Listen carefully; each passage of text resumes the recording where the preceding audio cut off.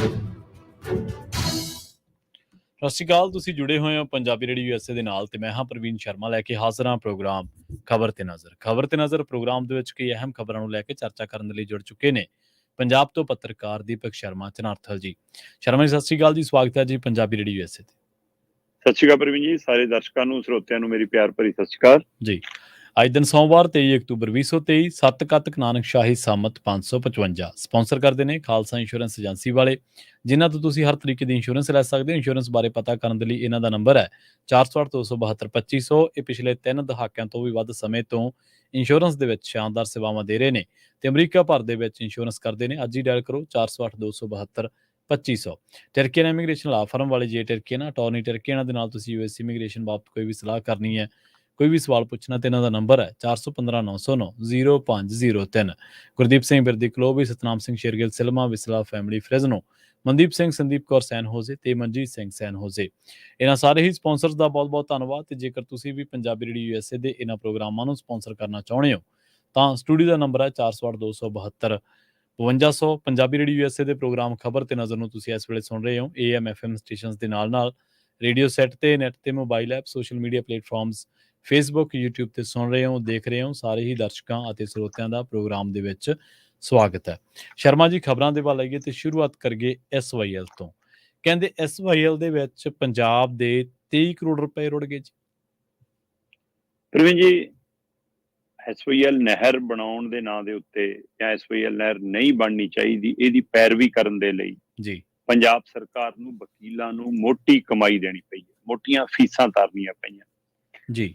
ਅਸਲ 'ਚ ਹੁਣ ਮਾਮਲਾ ਇਸ ਲਈ ਪੱਕਿਆ ਕਿ ਪਿਛਲੇ ਦਿਨੀ ਜਦੋਂ ਸੁਪਰੀਮ ਕੋਰਟ ਨੇ 4 ਅਕਤੂਬਰ ਵਾਲੀ ਸੁਣਵਾਈ ਦੇ ਦੌਰਾਨ ਕਿਹਾ ਕਿ ਸਰਵੇ ਟੀਮ ਆਊਗੀ, ਉਹਦਾ ਸਾਥ ਦਿਓ, ਪੰਜਾਬ ਸਰਕਾਰ ਨੂੰ ਇੱਕ ਤਰ੍ਹਾਂ ਨਾਲ ਤਾੜਨਾ ਕਰਨ, ਸੁਪਰੀਮ ਕੋਰਟ ਇਸ ਹੱਦ ਤੱਕ ਆ ਗਈ ਕਿ ਜੇ ਲੋੜ ਪਈ ਤਾਂ ਸਾਨੂੰ ਹੁਕਮ ਦੇਣਾ ਪਊਗਾ ਫਿਰ, ਹੈ ਨਾ। ਸੋ ਇਸ ਲਈ ਆਪਸ ਵਿੱਚ ਬੈਠ ਕੇ ਤਾਲਮੇਲ ਕਰਕੇ ਨਿਬੇੜ ਦੋ। ਇਹ ਸਾਰੇ ਪਹਿਲੂਆਂ ਤੇ ਜਦੋਂ ਗੌਰ ਕਰਦਿਆਂ ਹੋਇਆਂ ਇਹ ਤੱਥ ਸਾਹਮਣੇ ਆਉਣ ਲੱਗੇ ਕਿ ਹੁਣ ਪੰਜਾਬ ਸਰਕਾਰ ਬਹਿਸ ਕਰਾਉਣ ਵੱਲ ਵਧੀ ਹੈ। ਸੈਸ਼ਨ ਬੁਲਾਇਆ, ਉਹ ਸੈਸ਼ਨ ਡਰਾਮਾ ਸਾਬਤ ਹੋਇਆ। ਹਾਂਜੀ। ਤੇ ਦੂਸਰੇ ਪਾਸੇ ਹੁਣ 1 ਨਵੰਬਰ ਦੀ ਖੁੱਲੀ ਬਹਿਸ ਦੀ ਤਰੀਕ ਨੇੜੇ ਆ ਰਹੀ ਹੈ। ਤਾਂ ਇਹ ਸਭ ਦੇ ਦੌਰਾਨ ਚਰਨਜੀਤ ਭੁੱਲਰ ਹੋਰਾਂ ਦੀ ਪੰਜਾਬੀ ਟ੍ਰਿਬਿਊਨ ਦੇ ਹਵਾਲੇ 'ਚ ਨਾਲ ਇੱਕ ਖਬਰ ਕਿ ਭਾਈ SYL ਦੇ ਵਿੱਚ ਪਾਣੀ ਹਰਿਆਣਾ ਕਹਿੰਦਾ ਵਗਣਾ ਚਾਹੀਦਾ, ਪੰਜਾਬ ਕਹਿੰਦਾ ਵਾਧੂ ਨਹੀਂ ਹੈਗਾ, ਪਰ ਇਸ ਨਹਿਰ 'ਚ ਜਿਹ 'ਚ ਕਹਿੰਦੇ ਬੂੰਦ ਪਾਣੀ ਨਹੀਂ ਜਾਣ ਦੇਣਾ, ਉਸ ਨਹਿਰ ਦੇ ਵਿੱਚ ਪੰਜਾਬ ਦਾ 23 ਕਰੋੜ ਤੋਂ ਵੱਧ ਤਾਂ ਰੋੜਤਾ। ਤੇ ਇਹ ਕਿੱਥੋਂ ਦੀ ਸਿਆਣਪ ਹੈ, ਇਹ ਕਿੱਥੋਂ ਦਾ ਪਹਿਲੂ ਹੈ? ਹਾਂ, ਹੁਣ ਤੁਸੀਂ ਕਹੋਗੇ ਕਿ ਜੀ ਇਹ ਅਦਾਲਤ ਦਾ ਸਾਹਮਣਾ ਤਾਂ ਕਰਨਾ ਹੀ ਪੈਣਾ ਸੀਗਾ, ਇਸ ਲਈ ਜ਼ਰੂਰੀ ਸੀਗਾ, ਪਰ ਸਵਾਲ ਇਹ ਹੈ ਕਿ ਇਸ ਅਦਾਲਤੀ ਦਰਵਾਜ਼ਿਆਂ ਤੱਕ ਲੈ ਕੇ ਕੌਣ ਆਇਆ? ਉਸ ਦੇ ਲਈ ਉਹਨਾਂ ਤੋਂ ਵਸੂਲੀ ਕਰੋ ਫਿਰ। ਹੁਣ ਭਰਪਾਈ ਉਹਨਾਂ ਤੋਂ ਕਰੋ ਜਿਹੜੇ ਕਹਿੰਦੇ ਸੀ ਕਿ ਭਰਪਾਈ ਕਰਾਂਗੇ, ਢੋਲ ਵਜਾ ਕੇ ਕਰਾਂਗੇ। ਸਥਿਤੀ ਇਹ ਹੈ ਕਿ ਪਿਛਲੇ 7.5 ਸਾਲਾਂ 'ਚ ਆਏ 7.5 ਸਾਲਾਂ 'ਚ SYL ਦੇ ਨਾਂ ਦੇ ਉੱਤੇ ਅਦਾਲਤਾਂ 'ਚ ਵਕੀਲਾਂ ਨੂੰ ਫੀਸਾਂ ਦੇ ਰੂਪ ਦੇ ਵਿੱਚ 23 ਕਰੋੜ 29 ਲੱਖ ਰੁਪਈਆ ਅਦਾ ਕਰ ਚੁੱਕੇ ਹਨ ਪੰਜਾਬ ਦੇ ਸਰਕਾਰੀ ਖਜ਼ਾਨੇ 'ਚੋਂ। ਇਹ ਲੋਕਾਂ ਨੇ ਦਿੱਤਾ ਪੈਸਾ ਜੀ। ਸੋ ਮਾਤਰ 7.5 ਸਾਲ ਦੀ ਗੱਲ ਹੋ ਰਹੀ ਹੈ, ਨਾ ਕਿ ਪੂਰੇ ਸਮੇਂ ਦੀ। ਉਹ 7.5 ਸਾਲ ਦਾ ਰਿਕਾਰਡ ਹੈ ਇਹ। 1 ਜਨਵਰੀ 2016 ਤੋਂ ਲੈ ਕੇ 31 ਮਈ 2023 ਤੱਕ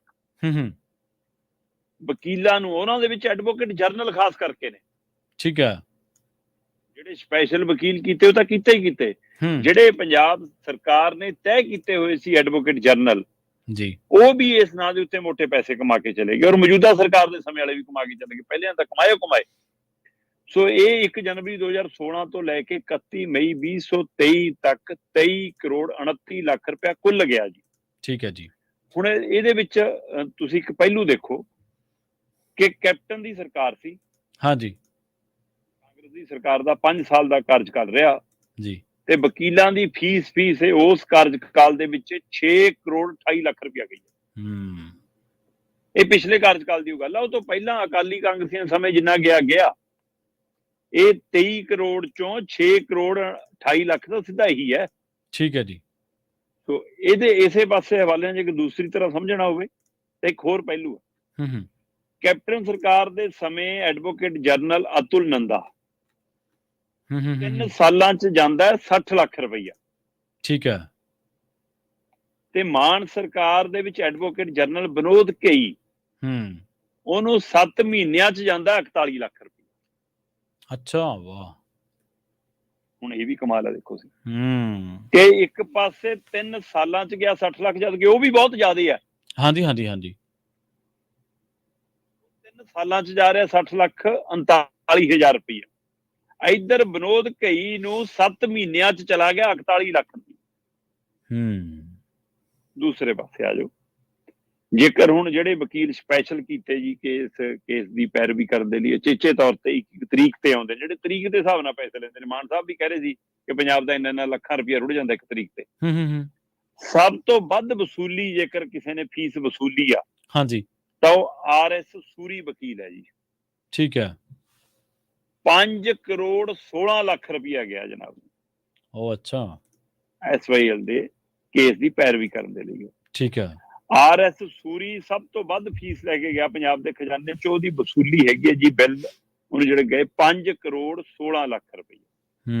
ਦੂਸਰੇ ਪਾਸੇ ਤੋਂ ਬਾਅਦ ਸੀਨੀਅਰ ਵਕੀਲ ਆਉਂਦੇ ਆ ਰਾਮ ਜੇਠਮਲਾਣੀ, ਬੜਾ ਨਾਂ ਸੁਣਿਆ ਹੋਣਾ। ਹਾਂਜੀ ਹਾਂਜੀ ਬਿਲਕੁਲ। ਕਹਿੰਦੇ ਕਾਗਜ਼ ਫੜਨ ਦਾ ਹੀ ਲੱਖਾਂ ਰੁਪਇਆ ਲੈਂਦੇ ਆ ਨਾ। ਸੀਨੀਅਰ ਵਕੀਲ ਰਾਮ ਜੇਠਮਲਾਣੀ ਨੂੰ ਜੀ ਹੁਣ ਤੱਕ ਪੰਜਾਬ ਦੇ ਖਜ਼ਾਨੇ ਚੋਂ ਪੈਸਾ ਗਿਆ 4 ਕਰੋੜ 8 ਲੱਖ ਰੁਪਏ। ਅੱਛਾ। ਇਹ ਤੋਂ ਬਾਅਦ ਆਉਂਦੀ ਹੈ ਜੀ ਬਾਰੀ ਐਡਵੋਕੇਟ JS ਛਾਬੜਾ। ਠੀਕ ਹੈ ਜੀ। ਜਨਾਬ ਨੇ ਫੀਸ ਵਸੂਲੀ ਪੰਜਾਬ ਤੋਂ 3.5 ਕਰੋੜ ਰੁਪਇਆ। ਇਹ SYL ਚ ਰੁੜ ਰਿਹਾ ਪੈਸਾ।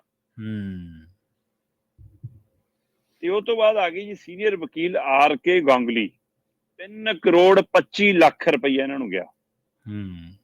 ਫਿਰ ਐਡਵੋਕੇਟ ਬਿਨੇ ਕੇ 2 ਕਰੋੜ 18 ਲੱਖ ਰੁਪਏ ਦੀ ਅਦਾਇਗੀ ਇਹਨੂੰ ਹੈ ਨਾ ਜੀ। ਫਿਰ ਮੋਹਨ B ਕਟਰਕੀ 1 ਕਰੋੜ 5 ਲੱਖ ਇਹਨਾਂ ਨੂੰ ਗਿਆ ਜਨਾਬ ਨੂੰ। ਫਿਰ ਹਰੀਸ਼ N ਸਾਲਵੇ 1 ਕਰੋੜ ਦੇ ਲਗਭਗ ਇਹਨਾਂ ਨੂੰ ਗਿਆ 94 ਲੱਖ 64,000 ਰੁਪਇਆ। ਹਾਂਜੀ। ਸੋ ਇਹ ਸਾਰਾ ਮੋਟੇ ਪੈਸੇ ਆਮ ਆਦਮੀ ਪਾਰਟੀ ਦੀ ਸਰਕਾਰ ਨੇ ਪੌਣੇ 2 ਸਾਲਾਂ ਚ 3 ਸੁਣਵਾਈਆਂ ਹੋਈਆਂ ਨੇ। 4 ਅਕਤੂਬਰ ਨੂੰ ਆਖਰੀ ਸੁਣਵਾਈ ਸੀ, ਜਿਹਦੇ ਵਿੱਚ ਸਖਤੀ ਨਾਲ ਪੰਜਾਬ ਸਰਕਾਰ ਨੂੰ ਤਾੜਨਾ ਕੀਤੀ। ਤੇ ਉਹ ਤੋਂ ਬਾਅਦ ਪੰਜਾਬ ਸਰਕਾਰ ਇੱਕ ਪਾਸੇ ਸੈਸ਼ਨ ਬੁਲਾਉਣ ਦੇ ਨਾਂ ਤੇ, ਦੂਏ ਪਾਸੇ ਖੁੱਲੀ ਬਹਿਸ ਕਰਨ ਦੇ ਨਾਂ ਦੇ ਉੱਤੇ, ਤੀਸਰੇ ਪਾਸੇ ਉਹ ਕੋਰਟ ਕਚਹਿਰੀ ਵਾਲੀ ਪੈਰਵੀ, ਕਿਉਂਕਿ ਕਰਨੀ ਤਾਂ ਪੈਣੀ ਆ। ਪਰ ਮੇਰਾ ਸਵਾਲ ਇੱਥੇ ਇਹ ਆ ਕਿ ਜੇਕਰ ਤੁਸੀਂ ਐਡਵੋਕੇਟ ਜਨਰਲ ਲਾਉਨੇ ਹੋ ਤੇ ਤੁਹਾਡੇ ਐਡਵੋਕੇਟ ਜਨਰਲ ਤਾਂ ਇਹ ਵੀ ਦਮ ਭਰਦੇ ਰਹੇ ਕਿ 1 ਰੁਪਿਆ ਫੀਸ ਨਹੀਂ ਲਵਾਂਗੇ। ਔਰ ਇਹ ਐਡਵੋਕੇਟ ਜਨਰਲ ਆਉਣ ਦਾ ਮਤਲਬ ਹੁੰਦਾ ਕਿ ਤੁਸੀਂ ਤੈਅ ਕਰਕੇ ਲਿਆਓ ਕਿ ਭਾਈ ਤੈਨੂੰ ਐਡਾ ਵੱਡਾ ਰੁਤਬਾ ਦੇਤਾ, ਮਾਣ ਦੇਤਾ, ਤੈਨੂੰ ਇੰਨੇ ਪੈਸੇ ਮਿਲਣੇ ਆ, ਸਾਰੇ ਕੇਸਾਂ ਦੀ ਪੈਰਵੀ ਤੈਅ ਕਰਨੀ ਆ। ਹਾਂਜੀ ਹਾਂਜੀ। ਫਿਰ ਲੈਦਾ ਫੀਸ ਕਾਦੇ ਵਾਸਤੇ? ਫਿਰ ਇਹ ਇੰਨੀਆਂ ਅਦਾਇਗੀਆਂ ਕਾਦੀਆਂ? ਤੇ ਦੂਸਰੇ ਪਾਸੇ ਜੇ ਐਡਵੋਕੇਟ ਜਨਰਲ ਟੀਮ ਦੀ ਫੌਜ ਰੱਖਣ ਤੋਂ ਬਾਅਦ ਵੀ ਤੁਹਾਨੂੰ ਸੂਰੀ, ਜੇਠਮਲਾਣੀ, ਛਾਬੜਾ ਹੈ ਨਾ, ਗਾਂਗਲੀ ਹੈ ਨਾ, ਬਿਨੇ ਕੇ, ਕਟਰਕੀ ਹੈ ਨਾ, ਸਾਲਵੇ, ਇਹੋ ਜਿਹੇ ਵਕੀਲ ਲਿਆ ਕੇ ਫਿਰ ਪੈਸੇ ਪੂਜਣੇ ਆ, ਫਿਰ ਉਹ ਤੋਂ ਕਰਾਉਣਾ ਕੀ? ਫਿਰ ਐਡਵੋਕੇਟ ਜਨਰਲ ਦੀ ਤੇ ਉਹਦੀ ਟੀਮ ਦੀ ਫੌਜ ਦੀ ਕੀ ਲੋੜ ਹੈ ਜੀ ਫਿਰ? ਸੋ ਇਹ ਇੱਕ ਅਹਿਮ ਪਹਿਲੂ ਆ ਕਿ ਹਰਿਆਣੇ ਨੇ ਵੀ ਪੈਸੇ ਇੰਨੇ ਕਰੋੜ ਤੇ ਹੋਣੇ। ਪਾਣੀ ਦੀ ਅਦਾਇਗੀ ਨਹੀਂ ਕਰਨੀ ਕਿਸੇ ਨੂੰ। ਜੀ ਜੀ। ਮੁੱਲ ਨਹੀਂ ਤਾਰਨਾ ਪੰਜਾਬ ਤੋਂ ਲੈ ਕੇ, ਨਾ ਰਾਜਸਥਾਨ ਨੇ, ਨਾ ਦਿੱਲੀ, ਨਾ ਹਰਿਆਣੇ ਨੇ, ਪਰ ਕੇਸ ਲੜਨ ਲਈ ਪੈਸੇ ਰੁੜ ਦੇਣੇ ਆ। ਜੀ। ਤੇ ਪੰਜਾਬ ਦੇ ਵਿੱਚ ਵੀ ਬਿਲਕੁਲ, ਜੇ ਮਾਨ ਸਾਹਿਬ ਤੁਸੀਂ ਬਹਿਸ ਕਰਨੇ ਲੱਗੇ ਹੋ, ਖੁੱਲੀ ਬਹਿਸ, ਵੈਸੇ ਤਾਂ ਕਿਸੇ ਦਲ ਨੇ ਆਉਣਾ ਨਹੀਂ, ਸਾਰਿਆਂ ਨੇ ਭੱਜ ਜਾਣਾ। ਤੇ ਜਿਵੇਂ ਤੁਸੀਂ ਵਿਧਾਨ ਸਭਾ ਚੋਂ ਭੱਜੇ ਹੋ, ਉਵੇਂ ਬਾਹਰ ਚੋਂ ਵਿਰੋਧੀ ਧਿਰਾਂ ਭੱਜਣਗੀਆਂ। ਤੁਸੀਂ ਤਾਂ ਕਹਿੰਦੇ ਸੀਗੇ ਕਿ ਅਸੀਂ ਬਹਿਸ ਕਰਾਂਗੇ SYL ਦੇ ਨਾਂ ਦੇ ਉੱਤੇ, ਪਰ ਤੁਸੀਂ ਕਹਿੰਦੇ ਜੀ ਹੁਣ ਅਸੀਂ ਮਨਜ਼ੂਰੀ ਲੈ ਕੇ, ਭਾਈ ਮਨਜ਼ੂਰੀ ਪਹਿਲਾਂ ਲੈ ਕੇ ਆ ਜਾਂਦੇ। ਹਾਂਜੀ। ਤੁਸੀਂ ਹੁਣ ਕਹਿੰਦੇ ਹੋ ਅਸੀਂ ਅਦਾਲਤ ਤੋਂ ਮਨਜ਼ੂਰੀ ਲੈ ਕੇ ਆਵਾਂਗੇ, ਸਾਨੂੰ ਕਹਿੰਦੇ ਜੀ ਇਹ ਮਨਜ਼ੂਰ ਸ਼ੁਦਾ ਨਹੀਂ ਹੈ, ਇਹ ਸੰਵਿਧਾਨਕ ਤੌਰ ਤੇ ਸਹੀ ਨਹੀਂ ਹੈ, ਤਾਂ ਫਿਰ ਤੁਸੀਂ ਮਨਜ਼ੂਰੀ ਪਹਿਲਾਂ ਲੈ ਲੈਂਦੇ। ਫਿਰ ਸੈਸ਼ਨ ਕਾਹਦੇ ਲਈ ਸੀ? ਇਹ ਕਹਿਣ ਲਈ ਹੋ ਕਿ ਮੇਰੀ ਤਕਰੀਰ ਸੁਣ ਲਓ, ਮੇਰਾ ਭਾਸ਼ਣ ਸੁਣ ਲਓ, ਤੇ ਬਾਕੀ ਗੱਲਾਂ ਅਸੀਂ ਫਿਰ ਕਰਾਂਗੇ। ਤੇ ਜਿਸ ਤਰ੍ਹਾਂ ਤੁਸੀਂ ਸੈਸ਼ਨ ਚੋਂ ਭੱਜੋ, ਐਵੇਂ ਹੀ 1 ਨਵੰਬਰ ਵਾਲੀ ਬਹਿਸ ਚੋਂ ਵਿਰੋਧੀ ਦਲਾਂ ਨੇ ਭੱਜ ਜਾਣਾ। ਪਰ ਫੂਲਕੇ ਨੇ ਸਵੀਕਾਰ ਕਰ ਲਈ ਬਹਿਸ। ਅੱਛਾ। HS ਫੂਲਕਾ ਸਾਹਿਬ ਕਹਿੰਦੇ ਮੈਨੂੰ ਸੱਦਾ ਤਾਂ ਭੇਜੋ, ਮੈਂ ਤਾਂ ਆ ਜਾਊਂਗਾ, ਮੈਂ ਤਿਆਰ ਆ। ਪਰ ਕਹਿੰਦੇ ਕਿਸੇ ਧਿਰ ਵੀ ਜਿਹਨੇ ਨਾ ਪੇਸ਼ ਕੀਤਾ, ਜੇ ਉਹਨੇ ਵੀ ਮੇਰੇ ਨਾਲ ਸੰਪਰਕ ਕੀਤਾ, ਜਿਨ੍ਹਾਂ ਨੂੰ ਨਾ ਪੇਸ਼ ਕਰਕੇ ਦਿੱਤਾ ਉਹਨਾਂ ਨੇ ਤਾਂ ਕਰਨਾ ਹੀ ਕੀ ਸੀ, ਕਹਿੰਦੇ ਸਰਕਾਰ ਨੇ ਤਾਂ ਮੈਨੂੰ ਬੁਲਾਉਣਾ ਹੀ ਕੀ ਸੀ। ਸੋ ਅਜੇ ਕਹਿੰਦੇ ਮੇਰੇ ਨਾਲ ਕਿਸੇ ਨੇ ਸੰਪਰਕ ਨਹੀਂ ਕੀਤਾ, ਜੇ ਪੰਜਾਬ ਦੇ ਹਿੱਤ ਲਈ ਮੈਨੂੰ ਕੋਈ ਸੱਦੂਗਾ ਮੈਂ ਜਾਣ ਲਈ ਤਿਆਰ। ਠੀਕ ਹੈ। ਸੋ ਉਹ ਸਾਰਿਆਂ ਤੋਂ ਜਿਹੜੇ ਭੱਜੇ ਨੇ, ਉਹ ਇਸ ਗੱਲ ਦਾ ਵੀ ਤੈਅ ਕਰਨ ਕਿ ਜੇ ਬਹਿਸ ਕਰਨੀ ਆ, ਉਹ ਚ ਇਹ ਵੀ ਤੈਅ ਕਰਨ ਕਿ ਭਾਈ ਆਹ ਜਿਨ੍ਹਾਂ ਨੇ ਪੰਜਾਬ ਦੀਆਂ ਜੜ੍ਹਾਂ 'ਚ ਤੇਲ ਪਾਇਆ, ਜਿਨ੍ਹਾਂ ਨੇ ਇਹ ਪੰਜਾਬ ਦੀ ਮੁਸੀਬਤ ਖੜੀ ਕੀਤੀ, ਉਹਨਾਂ ਨੂੰ ਕਹੋ ਫਿਰ ਵਕੀਲਾਂ ਦੀਆਂ ਫੀਸਾਂ ਵੀ ਤੁਸੀਂ ਉਤਾਰੋ। ਪੰਜਾਬ 'ਚ ਉਤਾਰੇ, ਪੰਜਾਬ ਦਾ ਖਜ਼ਾਨੇ 'ਚ ਕਿਉਂ ਉਤਾਰੇ?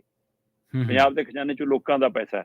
ਸੋ ਇਸ ਲਈ ਜੀ 7.5 ਸਾਲਾਂ 'ਚ 23 ਕਰੋੜ 29 ਲੱਖ ਰੁਪਈਆ ਪੰਜਾਬ ਦਾ ਇਸ ਵੇਲੇ ਦੀ ਨਹਿਰ ਦੇ ਨਾਂ ਤੇ ਕੇਸਾਂ 'ਚ ਰੋੜ ਦਿੱਤਾ ਗਿਆ ਪੰਜਾਬ ਦਾ। ਇਹ ਖਜ਼ਾਨੇ ਨੂੰ ਖੋਰਾ ਜੀ। ਪਰ ਅਹਿਮ ਗੱਲ ਇੱਕ ਇਹ ਵੀ ਹੈ ਨਾ ਸ਼ਰਮਾ ਜੀ, ਜਿਵੇਂ ਤੁਸੀਂ ਨੁਕਤਾ ਚੁੱਕਿਆ ਕਿ ਜੇਕਰ ਤੁਸੀਂ ਐਡਵੋਕੇਟ ਜਨਰਲ ਨੂੰ ਪੈਸੇ ਹੀ ਦੇਣੇ ਆ ਤੇ ਫਿਰ ਉਹਨੂੰ ਉਹਦਾ ਕਿਸ ਵਾਸਤੇ, ਤੇ ਅਹਿਮ ਇਹ ਵੀ ਗੱਲ ਹੈ ਕਿ ਜੇਕਰ ਤੁਸੀਂ ਹੋਰਾਂ ਵਕੀਲਾਂ ਨੂੰ ਪੈਸਾ ਦੇਣਾ ਵਾ ਤੇ ਫਿਰ ਤੁਸੀਂ ਐਡਵੋਕੇਟ ਜਨਰਲ ਤੋਂ ਕਰਾਉਣਾ ਕੀ ਹੈ, ਤੇ ਇੰਨਾ ਪੈਸਾ ਫੂਕ ਕੇ ਵੀ। ਜੀ ਜੀ ਜੀ। ਆ ਇੱਕ ਮਾਮਲਾ ਪਿਆ, ਕਹਿੰਦੇ ਅਹਿਮਦਾਬਾਦੀ ਇੱਕ ਵਕੀਲ ਕੀਤਾ ਸੀ ਇਹਨਾਂ ਨੇ 5 ਕਰੋੜ 25 ਲੱਖ ਦਾ ਬਿੱਲ ਭੇਜਤਾ ਉਹਨੇ। ਕਹਿੰਦਾ ਜੀ 25 ਲੱਖ ਰੁਪਈਆ ਮੇਰੀ ਪਰ ਪੇਸ਼ੀ ਦੀ ਫੀਸ ਆ। ਤੇ ਕਹਿੰਦੇ ਜੀ ਸਰਕਾਰ ਕਹਿੰਦੀ ਨਹੀਂ ਜੀ 17.5 ਲੱਖ ਦੇ ਹਿਸਾਬ ਨਾਲ ਦੇ ਦਾਂਗੇ। ਤੇ ਬਾਅਦ ਚੋਂ ਅਜੇ ਕਹਿੰਦੇ ਜੀ 10 ਲੱਖ ਦੇ ਹਿਸਾਬ ਨਾਲ ਦਿੱਤੀ ਆ। ਕਲੇਸ਼ ਪਿਆ ਹੋਇਆ ਇਹਨਾਂ ਦਾ ਵੀ। ਜੀ ਜੀ ਜੀ। ਕੈਪਟਨ ਵਾਲਾ ਮਾਮਲਾ ਤੁਹਾਡੇ ਧਿਆਨ 'ਚ ਹੋਣਾ, ਕੈਪਟਨ ਅਮਰਿੰਦਰ ਦੇ ਉੱਤੇ ਕੇਸ ਕੀਤਾ ਸੀਗਾ ਪੰਜਾਬ ਸਰਕਾਰ ਨੇ, ਅਕਾਲੀ ਭਾਜਪਾ ਦੀ ਸਰਕਾਰ ਸਮੇਂ। ਠੀਕ ਹੈ ਜੀ। ਉਸ ਮਾਮਲੇ 'ਚ ਕਹਿੰਦੇ ਜੀ ਉਹਦਾ ਪੂਰਾ ਜ਼ੋਰ ਸੀਗਾ ਕਿ ਉਹਨੂੰ ਵਿਧਾਨ ਸਭਾ ਤੋਂ ਆਊਟ ਰੱਖਣਾ ਕੈਪਟਨ ਅਮਰਿੰਦਰ ਨੇ। ਅੱਛਾ। ਤੇ ਉਹਦੇ ਲਈ 1.5 ਕਰੋੜ ਰੁਪਇਆ ਪੰਜਾਬ ਦਾ ਰੋੜਤਾ ਜੀ। ਲੜਾਈ ਤੁਹਾਡੀ ਨਿੱਜੀ, ਕਲੇਸ਼ ਤੁਹਾਡਾ ਨਿੱਜੀ। ਹਾਂਜੀ ਬਿਲਕੁਲ, ਹੈ ਨਾ। ਮਤਲਬ ਇੱਕ ਤਾਂ ਜਿਸ ਮਾਮਲੇ 'ਚ ਕੇਸ ਹੁੰਦਾ ਕਿ ਜੀ ਇਹਨੇ ਆਮਦਨ ਤੋਂ ਵੱਧ ਬਣਾ ਲਿਆ ਜੀ, ਇਹਨੇ ਜੀ ਆਹ ਸਿਟੀ ਸੈਂਟਰ ਘਟਾਲਾ ਜੀ, ਉਹ ਘਟਾਲਾ ਵੀ ਹੋ ਜਾਂਦਾ ਤੇ ਪੰਜਾਬ ਦੇ ਖਜ਼ਾਨੇ 'ਚੋਂ ਵਕੀਲਾਂ ਦੇ ਨਾਂ ਤੇ ਵੀ ਪੈਸੇ ਨਿਕਲ ਜਾਂਦੇ। ਮੈਂ ਤਾਂ ਕਹਿੰਦਾ ਦੋਹਰੇ ਘਟਾਲੇ ਹੋ ਜਾਂਦੇ ਆ। ਬਿਲਕੁਲ। ਭਲਾ ਕੁਛ ਨਹੀਂ ਹੁੰਦਾ, ਮੁੜਦਾ ਕੁਛ ਨਹੀਂਗਾ। ਬਾਅਦ 'ਚ ਮਿਲਦੀ ਤਾਂ ਕਲੀਨ ਚਿੱਟ ਹੀ ਨਾ। 1.5 ਕਰੋੜ ਰੁਪਇਆ ਲੱਗਿਆ ਜੀ। ਹਾਂਜੀ। ਇਸੇ ਤਰ੍ਹਾਂ ਆ ਇੱਕ ਹੋਰ ਮਾਮਲਾ ਸੀਗਾ ਪੰਜਾਬ ਦੇ ਵਿੱਚ, ਮੁਖਤਾਰ ਅੰਸਾਰੀ ਵਾਲਾ। ਉਸ ਮਾਮਲੇ ਦੇ ਵਿੱਚ ਵੀ 55 ਲੱਖ ਰੁਪਇਆ ਕਹਿੰਦੇ ਜੀ ਵਕੀਲ ਦੀ ਫੀਸ ਤਾਰੀ ਆ ਪੰਜਾਬ ਸਰਕਾਰ ਨੇ। ਸੋ ਇਸ ਲਈ ਆ ਵੀ ਇੱਕ ਘਪਲੇ ਨੇ ਮੈਨੂੰ ਲੱਗਦਾ ਜਿਹਨੂੰ ਛੂਹਿਆ ਏ ਚਰਨਜੀਤ ਭੁੱਲਰ ਨੇ ਆਪਣੀ ਖਾਸ ਰਿਪੋਰਟ 'ਚ। ਜੀ ਜੀ ਬਿਲਕੁਲ। ਤੇ ਇਉਂ ਜਾਪਦਾ ਤੁਹਾਡੀ ਇਸ ਗੱਲਬਾਤ ਦੇ ਵਿੱਚੋਂ ਸ਼ਰਮਾ ਜੀ, ਜਿਵੇਂ ਪੰਜਾਬ ਦਾ ਖਜ਼ਾਨਾ ਨਾ ਲੀਕ ਹੋ ਰਿਹਾ ਸੀਗਾ ਤੇ ਜਿਹਦੇ ਹੱਥ 'ਚ ਜਿਹੜਾ ਕੋਈ ਭਾਂਡਾ ਸੀ, ਚਾਹੇ ਕੋਈ ਗੜਵੀ, ਕੌਲੀ, ਬਾਟੀ, ਥਾਲ, ਜੋ ਸੀ, ਪੀਪਾ, ਉਹਨੇ ਉਹੀ ਥੱਲੇ ਕਰ ਲਿਆ ਤੇ ਕਸਰ ਨਹੀਂ ਛੱਡੀ ਉਹਨੇ ਉਹ ਲੁੱਟਣ ਦੇ ਲਈ। ਇਹ ਨਹੀਂ ਕਿਹਾ ਕਿ ਇਹਦੀ ਲੀਕੇਜ ਨੂੰ ਰੋਕੀਏ, ਪਰ ਉਹਨੇ ਆਖਿਆ ਕਿ ਚਲੋ ਜਿੰਨਾ ਕੁ ਦਾ ਲੱਗਦਾ। ਪਰ ਬਿਲਕੁਲ ਜਿਵੇਂ ਤੁਸੀਂ ਇਹਦੀ ਵਿਆਖਿਆ ਕੀਤੀ ਹੈ, ਵਾਕਈ ਇਹ ਚਿੰਤਾ ਵਾਲਾ ਮਸਲਾ ਹੈ। ਤੇ ਅਗਲੀ ਗੱਲ ਕਰੀਏ, ਅਗਲੇ ਮਸਲੇ ਵੱਲ ਵਧਣ ਤੋਂ ਪਹਿਲਾਂ ਸ਼ਰਮਾ ਜੀ ਇੱਕ ਮੈਂ ਤੁਹਾਡੇ ਚੇਤਾ ਕਰਵਾ ਦਿਆਂ, ਆਪਾਂ ਕਈ ਦਿਨ ਪਹਿਲਾਂ ਬੁਟੀਕਾਂ ਦੀ ਗੱਲ ਛੂਈ ਸੀਗੀ ਤੇ ਸ਼ਾਇਦ ਟਰੈਵਲ ਏਜੰਟਾਂ ਦੀ ਨਾਲੋਂ ਨਾਲ ਸੀਗੀ ਜਿਹੜੇ ਗੈਰ ਕਾਨੂੰਨੀ ਜਾਂ ਇਸ ਆੜ ਦੇ ਵਿੱਚ ਕੰਮ ਕਰ ਰਹੇ ਨੇ। ਹੁਣ ਖਬਰ ਕੀ ਗੱਲ ਕਹਿ ਰਹੀ ਹੈ ਕਿ ਪੰਜਾਬ ਦੇ ਵਿੱਚ 400 ਬੁਟੀਕ ਹੈ ਜਿਹੜਾ 100 ਕਰੋੜ ਦਾ ਟੈਕਸ ਚੋਰੀ ਕਰ ਰਿਹਾ ਜੀ। ਬਿਲਕੁਲ ਜੀ, ਇਹਦੇ ਵਿੱਚ ਕੋਈ ਦੋ ਰਾਏ ਨਹੀਂ ਕਿ ਪੰਜਾਬ ਸਰਕਾਰ ਨੇ ਇਹ ਪਹਿਲ ਕਦਮੀ ਕੀਤੀ ਹੈ ਕਿ ਜਿਹੜੇ ਮੰਨ ਲਓ ਏਜੰਟਾਂ ਦੇ ਸੈਂਟਰ ਖੁੱਲੇ ਹੋਏ ਨੇ, ਆਈਲੈਟਸ ਕਰਾਉਣ ਵਾਲੇ ਜਾਂ ਵੀਜ਼ੇ ਲਵਾਉਣ ਵਾਲੇ, ਕਿ ਉਹ ਨਗਦੀ 'ਚ ਲੈਣ ਦੇਣ ਇਹੋ ਜਿਹਾ ਕਰਦੇ ਨੇ, ਜਦੋਂ ਕਿ ਕਾਗਜ਼ਾਂ 'ਚ ਰਿਕਾਰਡ ਚੜ੍ਹਦਾ ਉਹਨਾਂ ਕੋਲ ਕਿ ਆਨਲਾਈਨ ਉਹਨਾਂ ਦੀ ਐਂਟਰੀ ਕਰਨੀ ਆ, ਸਾਰਾ ਕੁਝ ਕਰਨਾ ਹੈ। ਕਿਉਂਕਿ ਬਾਹਰ ਜਾਣ ਦਾ ਮਾਮਲਾ ਤਾਂ ਦਸਤਾਵੇਜ਼ੀ ਤਾਂ ਤਿਆਰ ਹੋਣਾ ਹੀ ਹੋਣਾ ਕੁਛ ਨਾ ਕੁਛ, ਪਰ ਉਹ ਰਿਕਾਰਡ ਚੜ੍ਹਨ ਦੇ ਬਾਵਜੂਦ ਵੀ ਆਮਦਨ ਦਾ ਰਿਕਾਰਡ ਨਹੀਂ ਚੜ੍ਹਦਾ, ਕਿਤੇ ਲੈਣ ਦੇਣ ਦਾ ਰਿਕਾਰਡ ਨਹੀਂ ਚੜ੍ਹਦਾ, ਫੀਸਾਂ ਵਸੂਲ, ਜਦੋਂ ਕਿ ਕਈ ਵਾਰ ਫੀਸਾਂ ਕਹਿੰਦੇ ਖਾਤਿਆਂ 'ਚ ਵੀ ਆਈਆਂ ਹੁੰਦੀਆਂ ਜੀ ਜੀ, ਤੇ ਉਹਦੇ ਬਾਵਜੂਦ ਵੀ ਮਤਲਬ ਕਿ ਉਹ ਟੈਕਸ ਚੋਰੀ ਕਰਦੇ ਨੇ, ਉਹਨਾਂ ਤੇ ਐਕਸ਼ਨ ਲੈਣ ਦੀ ਤਿਆਰੀ ਸੀ। ਉਸੇ ਨਾਲ ਆਪਾਂ ਬੁਟੀਕ ਦਾ ਇੱਕ ਪਹਿਲੂ ਛੂਹਿਆ ਸੀ। ਬੇਸ਼ੱਕ ਬੁਟੀਕ ਦਾ ਪਹਿਲੂ ਸਰਕਾਰ ਦੀ ਚੇਤਨਤਾ ਨਾਲ ਸਾਹਮਣੇ ਨਹੀਂ ਆਇਆ। ਅੱਛਾ। ਬੁਟੀਕ ਦਾ ਪਹਿਲੂ ਇੱਕ MLA ਬੀਬੀ ਵੱਲੋਂ ਇੱਕ ਸੂਟ ਦਾ ਗਿਫਟ ਮੰਗਣ ਨਾਲ ਸਾਹਮਣੇ ਆਇਆ। ਇਹ ਚਰਚਾ ਖਾਸੀ ਚੱਲੀ ਸੀ। ਠੀਕ ਹੈ ਜੀ। ਔਰ ਆਪਾਂ ਇਸੇ ਹਵਾਲੇ ਨਾਲ ਖਬਰ ਛੂਹੀ ਵੀ ਸੀ ਕਿ ਖਬਰ ਆਈ ਸੀ ਕਿ ਪੰਜਾਬ ਦੀ ਆਮ ਆਦਮੀ ਪਾਰਟੀ ਨਾਲ ਸੰਬੰਧਿਤ ਕਹਿੰਦੇ ਇੱਕ MLA, ਨਾ ਤਾਂ MLA ਬੋਲੀ ਬਾਅਦ ਚੋਂ, ਨਾ ਸਰਕਾਰ ਦਾ ਕੋਈ ਨੁਮਾਇੰਦਾ ਇਸ ਗੱਲ ਤੇ ਬੋਲਿਆ, ਨਾ ਬੁਟੀਕ ਵਾਲੀ ਬੋਲੀ। ਅੱਛਾ। ਪਰ ਇਹ ਚਰਚਾ ਸਿਆਸੀ ਗਲਿਆਰਿਆਂ 'ਚ, ਮੀਡੀਆ ਦੇ ਗਲਿਆਰਿਆਂ 'ਚ ਖੂਬ ਚੱਲੀ ਕਿ ਜੀ ਆਮ ਆਦਮੀ ਪਾਰਟੀ ਨਾਲ ਸੰਬੰਧਿਤ ਇੱਕ ਮਹਿਲਾ MLA ਮੋਹਾਲੀ ਦੇ ਇੱਕ ਨਾਮੀ ਗ੍ਰਾਮੀ ਬੁਟੀਕ ਤੇ ਚਲੀ ਗਈ ਤੇ ਉਹਨੂੰ ਇੱਕ ਸੂਟ ਪਸੰਦ ਆ ਗਿਆ ਤੇ ਉਹ ਕਹਿੰਦੀ ਮੈਨੂੰ ਸੂਟ ਗਿਫਟ ਕਰ ਦਿਓ। ਵਾਹ। ਤੇ ਕਹਿੰਦੇ ਬੁਟੀਕ ਵਾਲੀ ਬੀਬੀ ਕਹਿੰਦੀ ਕਿ 50,000 ਦਾ ਸੂਟ ਹੈ, ਮੈਂ ਇੰਨਾ ਤਾਂ ਮੈਂ ਕਿੱਥੋਂ ਕਮਾਉਣਾ ਵੀ ਨਹੀਂ ਜਿਹੜਾ ਤੈਨੂੰ ਗਿਫਟ ਕਰ ਦੇਵਾਂ। ਤੇ ਕਹਿੰਦੀ ਕੋਈ ਨਾ, ਫਿਰ ਤੇਰੀ ਕਮਾਈ ਦਾ ਹਿਸਾਬ ਲਵਾਂਗੇ ਫਿਰ ਜੇ ਤੂੰ ਐ ਨਹੀਂ ਕਰਦੀ। ਤੇ ਕਹਿੰਦੇ ਉਸ ਦਿਨ ਆ ਕੇ ਉਹਨੇ ਜੀ ਕਹਿੰਦੇ ਕਿ ਪੰਜਾਬ ਸਰਕਾਰ ਨੂੰ ਸ਼ਿਕਾਇਤ ਕਰਤੀ ਤੇ ਸ਼ਿਕਾਇਤ ਦੇ ਆਧਾਰ ਤੇ ਵਿੱਤ ਵਿਭਾਗ ਨੇ ਰਿਕਾਰਡ ਕੱਢ ਲਿਆ ਕਿ ਕੱਢੋ ਭਾਈ ਬੁਟੀਕਾਂ ਦਾ ਹਿਸਾਬ ਕਿਤਾਬ। ਜਦੋਂ ਕੱਢਿਆ ਤਾਂ ਪੰਜਾਬ 'ਚ 800 ਇਹੋ ਜਿਹੇ ਬੁਟੀਕ ਨਿਕਲੇ ਆਏ ਕਹਿੰਦੇ। ਹੁਣ ਸਵਾਲ ਇਹੀ ਹੈ ਕਿ ਉਹ ਬੁਟੀਕ ਹੁਣ ਜਿਹੜੇ ਵੱਡੇ ਸ਼ਹਿਰਾਂ 'ਚ ਨੇ, ਵੱਡੇ ਘਰਾਣਿਆਂ ਦੇ ਨੇ, ਵੱਡੀਆਂ ਧਿਰਾਂ ਦੇ ਨੇ, ਵੱਡੇ ਕਾਰੋਬਾਰੀ ਨੇ, ਨਾ ਕਿ ਐ ਹੋਵੇ ਪਿੰਡ ਦੇ ਵਿੱਚ ਕੋਈ ਕੁੜੀ ਨੇ 10ਵੀਂ 12ਵੀਂ ਕਰਕੇ ਆਪਣਾ ਘਰ ਚਲਾਉਣ ਲਈ, ਆਪਣਾ ਰੁਜ਼ਗਾਰ ਪਾਲਣ ਲਈ 4 ਸੂਟ ਰੱਖ ਕੇ ਬੁਟੀਕ ਕੱਪੜੇ ਸਿਉਣੇ ਵੀ ਸ਼ੁਰੂ ਕਰ ਲਏ, ਸੂਟ ਵੇਚਣੇ ਸ਼ੁਰੂ ਕਰ ਲਏ, ਕੱਲ ਨੂੰ ਉਹਨਾਂ ਨੂੰ ਵੀ ਤੁਸੀਂ ਤੰਗ ਕਰਨ ਲੱਗ ਜਾਓ, ਇਹ ਗਲਤ ਹੋਏਗਾ। ਹਾਂ, ਜਿਹੜੇ ਮੋਹਾਲੀ, ਜਲੰਧਰ, ਪਟਿਆਲਾ, ਹੈ ਨਾ, ਲੁਧਿਆਣਾ, ਅੰਮ੍ਰਿਤਸਰ, ਇਹਨਾਂ ਸ਼ਹਿਰਾਂ 'ਚ ਵੱਡੇ ਸ਼ੋਰੂਮਾਂ ਵਰਗੇ ਬੁਟੀਕ ਨੇ, ਜਾਂ ਘਰਾਂ 'ਚ ਪੂਰੀ ਕੋਠੀ ਉਹ ਬੁਟੀਕ ਬਣਾਈ ਆ, ਤੇ ਉਹ ਦਿਨ ਦੇ ਵਿੱਚ ਮਤਲਬ ਕਿ 10-10 ਹਜ਼ਾਰ 20-20 ਹਜ਼ਾਰ 50-50 ਹਜ਼ਾਰ ਵਾਲੇ 50-25 ਸੂਟ ਵੇਚ ਲੈਂਦੇ ਨੇ। ਇਹਨਾਂ ਕੋਲ ਵੱਡੀਆਂ ਕਾਰਾਂ ਆ ਕੇ ਰੁਕਦੀਆਂ ਨੇ ਤੇ ਜਿਨ੍ਹਾਂ ਦੇ ਸੂਟ ਵਿਦੇਸ਼ਾਂ 'ਚ ਜਾਂਦੇ ਨੇ। ਜੇ ਤਾਂ ਇਹ ਲਿਸਟ ਉਹਨਾਂ ਦੀ ਆ ਫਿਰ ਤਾਂ ਸਰਕਾਰ ਦੀ ਮਨਸ਼ਾ ਠੀਕ ਲੱਗਦੀ ਆ, ਪਰ ਜੇਕਰ ਆਹੀ ਸੂਟ ਗਿਫਟ ਲੈਣ ਵਾਲੀ ਮਨਸ਼ਾ ਨਾਲ ਕਾਰਵਾਈ ਆ ਫਿਰ ਇਹ 'ਚ ਕਈ ਗਰੀਬੀ ਰਗੜੇ ਜਾ ਸਕਦੇ ਆ ਜੀ। 800 ਦੇ ਕਰੀਬ ਲਿਸਟ ਹੈ ਜੀ ਵਿਭਾਗ ਕੋਲ ਕਿ 800 ਬੁਟੀਕ ਇਹੋ ਜਿਹੇ ਮਾਰਕ ਕੀਤੇ ਨੇ ਜਿਨ੍ਹਾਂ ਦੇ ਉੱਤੇ ਸ਼ੰਕਾ ਸ਼ੁਭਾ ਕੇ ਟੈਕਸ ਚੋਰੀ ਕਰਦੇ ਨੇ। ਇਹਨਾਂ ਚੋਂ 393 ਬੁਟੀਕ ਵੱਡੇ ਬੁਟੀਕ ਕਹਿੰਦੇ ਚਾਹੇ ਨੇ, 400 ਦੇ ਕਰੀਬ ਬੁਟੀਕ, 393 ਬੁਟੀਕ ਜਿਹੜੇ 100 ਕਰੋੜ ਦੀ ਸਾਲਾਨਾ ਚੋਰੀ ਕਰ ਰਹੇ ਨੇ। ਅੱਛਾ, GST ਦੀ। ਇਹਦੇ ਵਿੱਚ ਤੁਸੀਂ ਹਿਸਾਬ ਲਾ ਲਓ ਕਿ 30 ਤੋਂ ਲੈ ਕੇ 50 ਲੱਖ ਤੱਕ ਦੀ ਮਤਲਬ ਕਿ ਟੈਕਸ ਚੋਰੀ ਹੈ ਜੀ, ਕਹਿੰਦੇ ਇਹਨਾਂ ਬੁਟੀਕਾਂ ਵੱਲੋਂ, ਹਰ ਬੁਟੀਕ ਵੱਲੋਂ ਐਵਰੇਜ 30 ਲੱਖ ਤੋਂ 50 ਲੱਖ। ਹੁਣ ਹੈ ਕਿਵੇਂ ਆ? ਉਹ ਕਹਿੰਦੇ ਜੀ ਪਹਿਲੇ ਪੜਾਅ ਦੇ ਵਿੱਚ ਜਾਂਚ ਇਹ ਗੱਲ ਸਾਹਮਣੇ ਆਈ ਆ ਕਿ ਪੰਜਾਬ ਦੇ ਕਈ ਨਾਮੀ ਤੇ ਵੱਡੇ ਬੁਟੀਕ ਜਾਂ ਘਰਾਣੇ ਅਜਿਹੇ ਨੇ ਜਿਹੜੇ ਸੂਟ ਸਿਉਣ ਦਾ, ਵੇਚਣ ਦਾ ਔਰ ਵਿਦੇਸ਼ਾਂ 'ਚ ਸੂਟ ਭੇਜਣ ਦਾ ਕਾਰੋਬਾਰ ਕਰਦੇ ਨੇ ਤੇ ਲੱਖਾਂ ਕਰੋੜਾਂ ਦੀ ਮਹੀਨਿਆਂ 'ਚ ਅਦਾਇਗੀ ਹੁੰਦੀ ਆ। ਠੀਕ ਹੈ। ਤੇ ਇਹ ਸਾਲਾਨਾ ਕਾਰੋਬਾਰ ਇਹਨਾਂ ਦਾ ਕਰੋੜ ਤੋਂ ਉੱਪਰ ਚਲਾ ਜਾਂਦਾ ਤੇ ਉਹਦਾ ਫਿਰ 30 ਤੋਂ 50 ਲੱਖ ਤੱਕ ਦਾ ਟੈਕਸ ਚੋਰੀ ਕਰ ਲੈਂਦੇ ਨੇ। ਔਰ ਇਹਨਾਂ ਚੋਂ ਕਈ ਤਾਂ ਉਹ ਨੇ ਜਿਹੜੇ ਗੂਗਲ ਪੇ ਰਾਹੀਂ, ਪੇਟੀਐਮ ਰਾਹੀਂ, ਡੈਬਿਟ ਕ੍ਰੈਡਿਟ ਕਾਰਡ ਰਾਹੀਂ, ਖਾਤੇ ਰਾਹੀਂ ਪੈਸੇ ਵੀ ਲੈ ਲੈਂਦੇ ਨੇ, ਪਰ ਉਹਦੇ ਬਾਵਜੂਦ ਵੀ ਕਹਿੰਦੇ ਟੈਕਸ ਚੋਰੀ ਕਰਦੇ। ਸੋ ਇਸ ਲਈ ਰਿਕਾਰਡ ਸਰਕਾਰ ਨੇ ਤਿਆਰ ਕੀਤਾ ਜੀ ਤੇ ਇਹੋ ਜਿਹੀਆਂ ਦੁਕਾਨਾਂ ਦੀ ਲਿਸਟ ਤਿਆਰ ਹੋਈ ਆ ਤੇ ਉਹਦੇ ਵਿੱਚ 393 ਬੁਟੀਕ ਵਿੱਤ ਵਿਭਾਗ ਦੇ ਹਰਪਾਲ ਚੀਮਾ ਹੋਰੀ ਕਹਿੰਦੇ ਸੂਚੀ ਤਿਆਰ ਆ, ਦੁਸ਼ਹਿਰੇ ਤੋਂ ਬਾਅਦ ਕਾਰਵਾਈ ਕਰਾਂਗੇ। ਸੋ ਜੀ ਹੁਣ ਇਹ ਕਾਰਵਾਈ ਕੀ ਸਿਰਫ ਉਸ ਆਧਾਰ ਤੇ ਹੋਈ ਆ ਜਾਂ ਉਹ ਤੋਂ ਬਾਅਦ ਸਰਕਾਰ ਨੂੰ ਪਤਾ ਲੱਗ ਗਿਆ ਕਿ ਇੰਨੇ ਮਹਿੰਗੇ ਸੂਟ ਵਿਕਦੇ ਨੇ, ਇਸ ਲਈ ਇਹਨਾਂ ਤੋਂ ਟੈਕਸ ਦੇਗੀ। ਸੋ ਇਸ ਲਈ ਇਹ ਕੈਟਾਗਰੀ ਬਣਾ ਕੇ ਕੰਮ ਹੋਣਾ ਚਾਹੀਦਾ। ਪਿੰਡਾਂ ਵਾਲਿਆਂ ਨੂੰ, ਸਧਾਰਨ ਨੂੰ, ਸ਼ਹਿਰਾਂ ਦੇ ਵਿੱਚ ਛੋਟੀਆਂ ਬੁਟੀਕ ਨੂੰ, ਮਤਲਬ ਕਸਬਿਆਂ 'ਚ ਛੋਟੇ ਬੁਟੀਕਾਂ ਨੂੰ, ਉਹਨਾਂ ਨੂੰ ਤੰਗ ਕਰਨ ਦੀ ਬਜਾਏ ਜਿਹੜੇ ਨਾਮੀ ਗ੍ਰਾਮੀ ਕਾਰੋਬਾਰੀ ਬੁਟੀਕ ਨੇ ਉਹਨਾਂ ਤੇ ਜੇਕਰ ਸਰਕਾਰ ਐਕਸ਼ਨ ਲੈਂਦੀ ਹੈ ਫਿਰ ਸਹੀ ਹੈ। ਪੰਜਾਬ ਦੇ ਵਿੱਚ ਪ੍ਰਚਲਨ ਪਤਾ ਕੀ ਹੈ ਸ਼ਰਮਾ ਜੀ, ਇੱਕ ਕਾਲਜ ਚੱਲ ਪਿਆ, ਧੜਾ ਧੜ ਕਾਲਜ ਖੋਲ ਲੈਂਦੇ ਆ ਜਿਹੜੇ ਧਨਾੜ ਲੋਕ ਹੁੰਦੇ, ਰਾਈਸ ਲੋਕ ਹੁੰਦੇ ਆ। ਹੋਟਲ ਚੱਲ ਪਿਆ ਇੱਕ, ਨਾਲ ਦੀ ਨਾਲ ਰੋਡ ਤੇ ਜ਼ਮੀਨਾਂ ਮਹਿੰਗੀਆਂ ਹੋਟਲ ਖੋਲ ਦਿੰਦੇ ਆ। ਇੱਕ ਮਿਸਾਲ ਦੇ ਤੌਰ ਤੇ ਚੰਗੀ ਬੇਕਰੀ ਦੀ ਦੁਕਾਨ ਚੱਲ ਪਈ, ਚਲੋ ਧੜਾ ਧੜ ਉੱਧਰ। ਇੱਕ ਫਿਲਮ ਹਿੱਟ ਹੋ ਗਈ, ਚਲੋ ਜਿੰਨਾ ਪੈਸਾ ਜਿਹੜਾ ਇੱਧਰੋਂ ਉੱਧਰੋਂ ਕਮਾਇਆ ਲਾ ਦੇ ਫਿਲਮਾਂ ਦੇ ਵਿੱਚ। ਪਰ ਇਹ ਸਭ ਕਾਸੇ ਦੀ ਆੜ ਦੇ ਵਿੱਚ ਜਿਵੇਂ ਤੁਸੀਂ ਕੀਤਾ ਗੱਲ ਛੋਈ ਹੈ ਕਿ ਮਾਤੜ ਨਾ ਰਗੜੇ ਜਾਣ ਪਿੰਡਾਂ ਵਾਲੇ। ਕੋਈ +2 BA MA ਪਾਸ ਕੁੜੀ ਜਿਹੜੀ ਪਿੰਡ 'ਚ ਮਾੜਾ ਮੋਟਾ ਕੰਮ ਕਰਦੀ ਹੈ ਉਹ ਨਾ ਰਗੜੇ ਜਾਣ, ਕਿਉਂਕਿ ਉਹਨਾਂ ਦੇ ਤਾਂ ਹੋ ਸਕਦਾ ਕਮਾਈ ਇਨਕਮ ਟੈਕਸ 'ਚ ਵੀ ਨਾ ਆਉਂਦੀ ਹੋਵੇ। 5 ਲੱਖ ਤੱਕ ਛੋਟ ਹੈ ਸ਼ਰਮਾ ਜੀ। ਬਿਲਕੁਲ ਬਿਲਕੁਲ ਬਿਲਕੁਲ। ਇਸ ਹਵਾਲੇ ਨਾਲ ਕਿ ਤੁਸੀਂ ਦੀ ਇਨਕਮ ਕਿੰਨੀ ਹੈ ਉਹ ਤਾਂ ਵਿਚਾਰੇ, ਕਿਉਂਕਿ ਇਹਨਾਂ ਜਿਹੜੇ ਵੱਡੇ ਘਰਾਣੇ ਆ ਉਹਨਾਂ ਨੇ ਪ੍ਰਵੀਨ ਜੀ ਨਾ ਤਾਂ GST ਨੰਬਰ ਲਏ ਹੋਏ ਨੇ, ਨਾ ਉਹਨੇ, ਔਰ ਛੋਟੇ ਤਾਂ ਉਹਨੇ ਜਿਨ੍ਹਾਂ ਨੂੰ ਵਿਚਾਰਿਆਂ ਨੂੰ ਪਤਾ ਵੀ ਨਹੀਂ ਹੁੰਦਾ ਕਿ ਪਿੰਡਾਂ 'ਚ ਕਈਆਂ ਨੂੰ ਕਿ ਹਾਂ ਪੈਨ ਕਾਰਡ ਵੀ ਬਣਾਉਣਾ ਕਿ ਨਹੀਂ ਬਣਾਉਣ ਦੀ ਲੋੜ ਹੈ। ਹਾਂਜੀ ਬਿਲਕੁਲ। ਆਪਾਂ ਅਕਸਰ ਇੱਕ ਚੀਜ਼ ਇਹ ਹੋਰ ਐਡ ਆਨ ਕਰਨੀ ਚਾਹੁੰਦਾ ਸ਼ਰਮਾ ਜੀ, ਆਪਾਂ ਅਕਸਰ ਪਿੰਡਾਂ ਦੇ ਵਿੱਚ ਦੇਖਦੇ ਨਾ ਜਿਹੜੇ ਮੁੰਡੇ, ਨੌਜਵਾਨ ਮੁੰਡੇ ਕੁੜੀਆਂ ਹੈਂਡੀਕੈਪਡ, ਉਹ ਕਿਸੇ ਹੋਰ ਕੰਮ ਦੇ ਵਿੱਚ ਉਨੀ ਸਮਰੱਥਾ ਨਹੀਂ ਲਾ ਸਕਦੇ ਤਾਂ ਉਹ ਫਿਰ ਇਸ ਕੰਮ ਨੂੰ ਪ੍ਰੈਫਰ ਕਰਦੇ ਆ ਕਿ ਚਲੋ ਬਹਿ ਕੇ ਕਰਨਾ ਵਾ ਤੇ ਚਲੋ ਇਹ ਲੋੜ ਵੀ ਅੱਜ ਕੱਲ ਸਮਾਜ ਦੇ ਵਿੱਚ ਲੀੜਾ ਕੱਪੜਾ, ਵਿਆਹਾਂ ਸ਼ਾਦੀਆਂ ਅੱਗੇ ਤਾਂ ਦਰਜੀ ਘਰੇ ਹੀ ਬਿਠਾ ਲੈਂਦੇ ਸੀ ਆਪਾਂ ਵਿਆਹਾਂ ਵੇਲੇ। ਸੋ ਇਹ ਉਹ ਠੀਕ ਹੈ ਜਿਹੜੇ ਘਰਾਣੇ GST ਚੋਰੀ ਕਰਦੇ ਉਹਨਾਂ ਤੇ ਕਾਰਵਾਈ ਹੋਵੇ, ਮਾਤੜ ਨਾ ਰਗੜੇ ਜਾਣ, ਸਰਕਾਰ ਇਹ ਯਕੀਨੀ ਬਣਾ ਲਵੇ ਪਹਿਲਾਂ। ਤੇ ਸੰਸਦ ਦੇ ਵਿੱਚ ਆਮ ਆਦਮੀ ਪਾਰਟੀ ਦੀ ਬੋਲਤੀ ਬੰਦ ਹੋ ਗਈ ਸ਼ਰਮਾ ਜੀ, ਕੀ ਹੋ ਗਿਆ? ਪ੍ਰਵੀਨ ਜੀ, ਆਮ ਆਦਮੀ ਪਾਰਟੀ ਕੋਲ ਬਤੌਰ ਸੰਸਦ ਮੈਂਬਰ ਇੱਕ ਆ। ਠੀਕ ਹੈ ਜੀ। ਉਹ ਪੰਜਾਬ ਤੋਂ ਚੁਣਿਆ ਹੋਇਆ, ਜਲੰਧਰ ਹਲਕੇ ਤੋਂ ਜ਼ਿਮਨੀ ਚੋਣ ਜਿੱਤ ਕੇ ਗਿਆ ਸੁਸ਼ੀਲ ਰਿੰਕੂ ਜੀ। ਤੇ ਲੋਕ ਸਭਾ ਤੋਂ ਬਾਅਦ ਰਾਜ ਸਭਾ ਦੇ ਵਿੱਚ ਪੰਜਾਬ ਦੇ ਨੁਮਾਇੰਦੇ ਵੀ ਹੈਗੇ ਆਮ ਆਦਮੀ ਪਾਰਟੀ ਦੇ, ਤੇ ਇਸੇ ਤਰ੍ਹਾਂ ਦਿੱਲੀ ਤੋਂ ਵੀ ਹੈਗੇ। ਹਾਂਜੀ।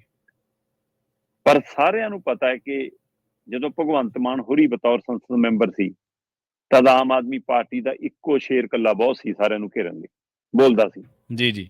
ਇਹ ਵੱਖਰੀ ਗੱਲ ਹੈ ਕਿ ਹੁਣ ਰੰਗ ਬਟਾ ਲਿਆ ਹੋਵੇ, ਪਰ ਪੰਜਾਬ ਦੇ ਮੁੱਦਿਆਂ ਤੇ ਉੱਥੇ ਉਸ ਸਮੇਂ ਜੇਕਰ ਪੰਜਾਬ ਦੇ 13 ਚੋਂ ਕੋਈ ਖੁੱਲ ਕੇ ਬੋਲਦਾ ਸੀ ਤਾਂ ਭਗਵੰਤ ਮਾਨ ਬੋਲਦਾ ਸੀ। ਸਰਕਾਰ ਨੂੰ, ਕੇਂਦਰ ਸਰਕਾਰ ਨੂੰ ਘੇਰਨ ਦਾ ਮਾਹਰ।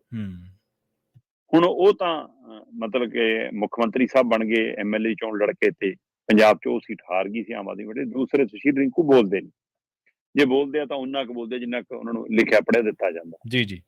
ਗੱਲ ਆ ਗਈ ਰਾਜ ਸਭਾ 'ਚ। ਰਾਜ ਸਭਾ ਦੇ ਵਿੱਚ ਸਿੱਧੇ ਰੂਪ 'ਚ ਜੇਕਰ ਬੋਲਣ ਵਾਲਾ ਕੋਈ ਲੀਡਰ ਹੁਣ ਚਮਕਿਆ ਸੀ ਆਮ ਆਦਮੀ ਪਾਰਟੀ ਦਾ, ਉਹ ਸੰਜੇ ਸਿੰਘ।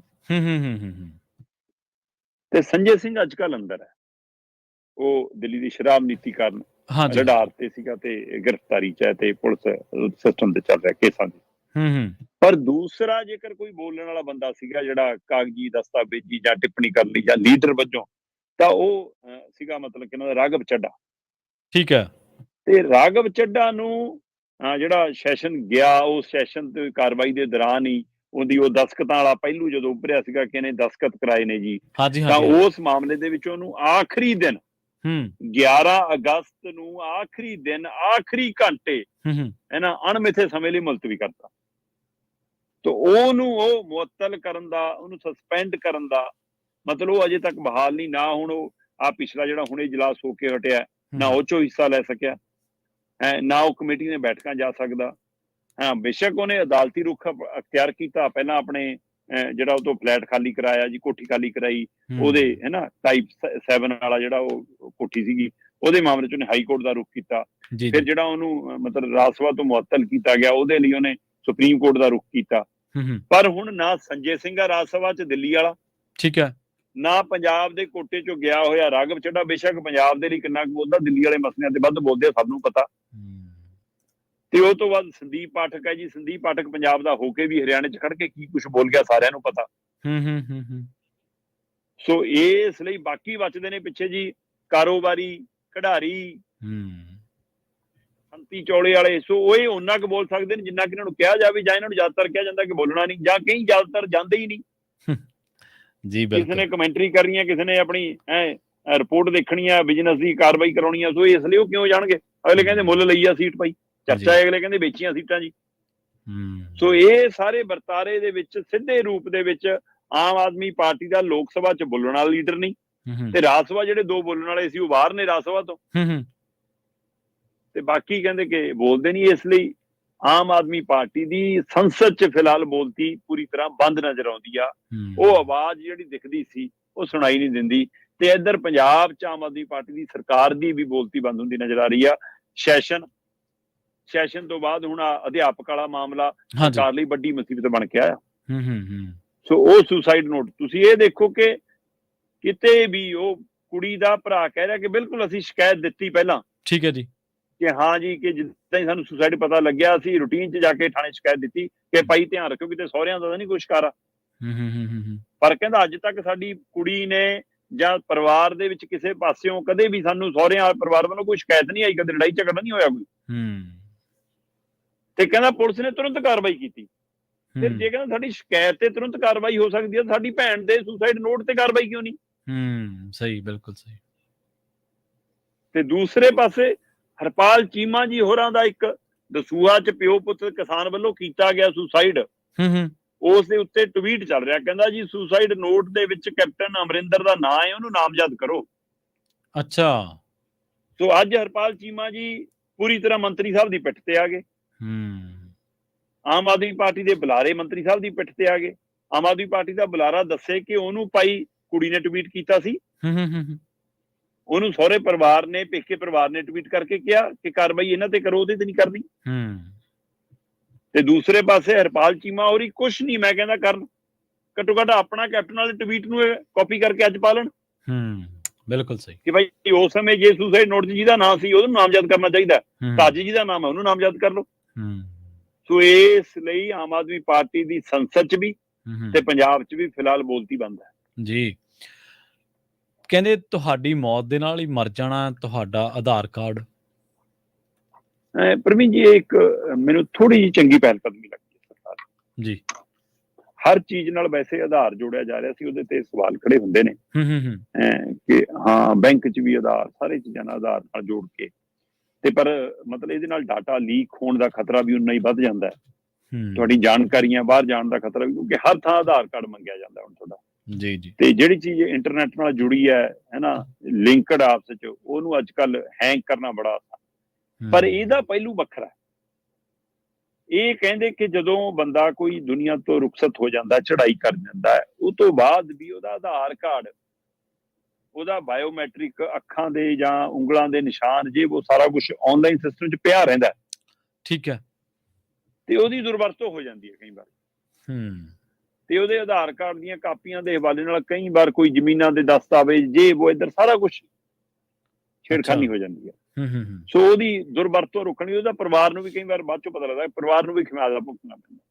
ਹੁਣ ਇਹ ਕੇਂਦਰ ਸਰਕਾਰ ਇਸ ਹਵਾਲੇ ਨਾਲ ਕੰਮ ਕਰ ਰਹੀ ਹੈ ਕਿ ਜਿਹੜਾ ਜਨਮ ਸਰਟੀਫਿਕੇਟ ਹੈ ਉਹਦੇ ਨਾਲ ਇਹ ਆਧਾਰ ਕਾਰਡ ਜੁੜ ਕੇ ਜਵੇ, ਤੇ ਜਿਹੜਾ ਮ੍ਰਿਤੂ ਸਰਟੀਫਿਕੇਟ ਹੈ, ਡੈਥ ਸਰਟੀਫਿਕੇਟ ਹੈ, ਉਹਦੇ ਨਾਲ ਵੀ ਜਨਮ ਮਰਨ ਸਰਟੀਫਿਕੇਟ ਦੇ ਨਾਲ ਆਧਾਰ ਕਾਰਡ ਦਾ ਲਿੰਕ ਹੋਵੇ। ਜਦੋਂ ਬੰਦਾ ਜੰਮੇ ਉਹਦਾ ਆਧਾਰ ਕਾਰਡ ਬਣੇ, ਉਹਦੇ ਨਾਲ ਦਾ ਲਿੰਕ ਹੋਵੇ, ਤੇ ਜਦੋਂ ਬੰਦਾ ਮਰਨ ਤੋਂ ਬਾਅਦ ਉਹਦਾ ਸਰਟੀਫਿਕੇਟ ਬਣੇ, ਆਧਾਰ ਕਾਰਡ ਉਹਦੇ ਨਾਲ ਲਿੰਕ ਹੋਵੇ, ਤਾਂ ਕਿ ਉਹ ਆਧਾਰ ਕਾਰਡ ਜਦੋਂ ਵੀ ਕਿਤੇ ਵਰਕ ਕਰੇਗਾ ਤਾਂ ਉਹ ਜਦੇ ਉਹਦਾ ਡੈਥ ਸਰਟੀਫਿਕੇਟ ਦੀ ਤਰੀਕ ਨਾਲ ਆ ਜਾਏਗੀ ਕਿ ਭਾਈ ਇਹ ਬੰਦਾ ਡੈਥ ਕਰ ਚੁੱਕਿਆ ਇੰਨੀ ਤਰੀਕ।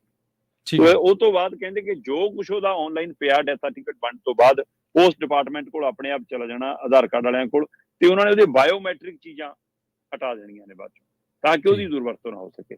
ਇੱਕ ਪਾਸੇ ਬਾਇਓਮੈਟ੍ਰਿਕ ਚੀਜ਼ਾਂ ਹਟ ਜਾਣੀਆਂ, ਦੂਜੇ ਪਾਸੇ ਜੇ ਆਧਾਰ ਕਾਰਡ ਦੀ ਕਾਪੀ ਦੇ ਕੇ ਕੱਲ ਨੂੰ ਕੋਈ ਕਿਤੇ ਕੋਰਟ ਕਚਹਿਰੀ 'ਚ ਕੋਈ ਪੁਰਾਣਾ ਕਾਗਜ਼ਨਾਮਾ ਕਾਗਜ਼ ਬਣਾਉਣ ਨੂੰ ਫਿਰਦਾ ਹੈ, ਜਾਂ ਕੋਈ ਸਿਮ ਕਾਰਡ ਲੈਣ ਨੂੰ ਫਿਰਦਾ, ਮੰਨ ਲਓ ਹੈ ਨਾ, ਕੋਈ ਕਿਤੇ ਕਨੈਕਸ਼ਨ ਲੈਣ ਨੂੰ ਫਿਰਦਾ ਕੋਈ, ਤਾਂ ਉੱਥੇ ਜਦੋਂ ਆਧਾਰ ਕਾਰਡ ਅਪਡੇਟ ਹੋਊਗਾ ਉਹਦਾ ਉਸ ਚੀਜ਼ ਦੇ ਵਿੱਚ, ਤਾਂ ਜਦੇ ਨਾਲ ਆਊਗਾ ਕਿ ਇਹਦੀ ਜਨਮ ਇੰਨੀ ਤਰੀਕ ਨੂੰ, ਮੌਤ ਇੰਨੀ ਤਰੀਕ ਨੂੰ। ਸੋ ਇਸ ਲਈ ਇਸ ਪਹਿਲੂ ਦੇ ਉੱਤੇ ਤਾਂ ਹੁਣ ਤੁਹਾਡੇ ਜੰਮਦਿਆਂ ਹੀ ਆਧਾਰ ਕਾਰਡ ਜੰਮੇਗਾ, ਤੁਹਾਡੇ ਮਰਦਿਆਂ ਹੀ ਆਧਾਰ ਕਾਰਡ ਮਰ ਜਾਵੇ।